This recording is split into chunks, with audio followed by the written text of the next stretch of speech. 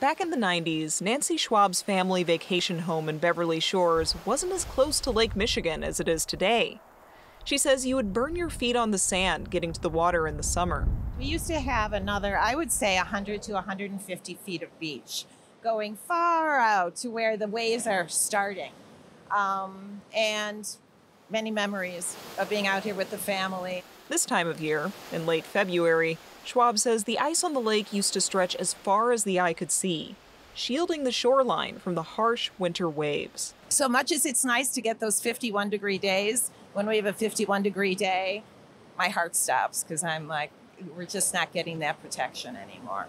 Every day, the water inches closer to the road and utility lines in front of her home. Any closer, and it will have no heat, no water, and her family won't be able to reach it from the road. It's very sad that it's taken this beach that everybody enjoys. Erosion isn't just affecting homeowners. It could also drive tourists away. Millions visit Indiana's lakeshore every year. In Porter County alone, they contribute more than $350 million to the local economy annually, helping to fund everything from schools to fire departments. The restaurant Wagner's Ribs sits about 10 miles from Schwab's home. Owner Dave Wagner says about a third of his revenue comes from tourists, which is common for small businesses in the area. If tourists don't come, Wagner might not need to hire an extra dozen summer workers. He may even have to lay off some full-time employees. Everyone that works here supports themselves off the money they make in this building. The servers, the cooks, all of them. And most of them, this is their main source of income. And if we don't get that summertime push, people will lose their jobs. Tourism here is closely tied to one of the most unique and sensitive ecosystems in the country. Indiana Dunes became one of the newest national parks last year. The park's chief of resource management, Dan Plath, says overall, Indiana Dunes has been luckier than its neighbors. But if the lake comes up, say, another 5 feet higher, he says that's going to have a much bigger impact. We actually have endangered pitcher's thistle, what lives up in the dunes, and if it keeps going, we're probably going to start getting into an area where we have an endangered species. Other damage is more visible. Erosion collapsed most of the 100-foot walkway built so people with disabilities can enjoy the lakeside view. This round piece of concrete in the water used to be an observation deck.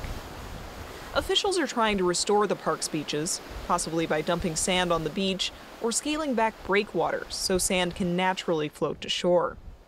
Park Superintendent Paul Labovitz says they might even move buildings back from the lake. And we haven't decided that yet, but we're thinking that way. We have to get away from Lake Michigan.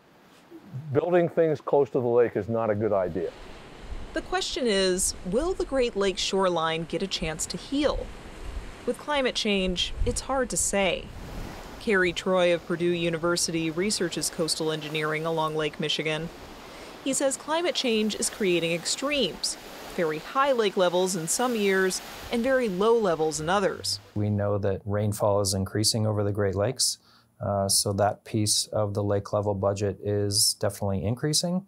But as temperatures warm, there may be also a tendency for evaporation to increase, and that makes it very difficult to predict which effect is going to outweigh the other. So while we have high lake levels now, Troy says those levels could go down. But I will say that even though the water level can recover fairly quickly, the coastline cannot. The coastline will take a long time to kind of rebuild. No less than 5 Indiana communities have made emergency declarations because of the erosion.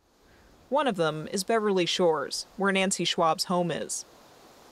The town has spent more than $300,000 to fix erosion damage, and the town council president says there's no money left. Schwab always planned to retire in the house and someday pass it on to her grandchildren. I'm not going to even think about this house falling into the lake. Can't go there. So we'll hope for the best. Lakefront communities are hoping the governor will declare a statewide emergency, allowing them to get federal funding to combat erosion. For Indiana News Desk, I'm Rebecca Thiel.